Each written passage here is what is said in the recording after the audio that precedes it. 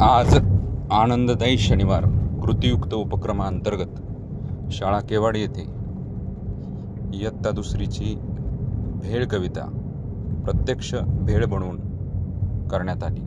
आमची शाळा जिल्हा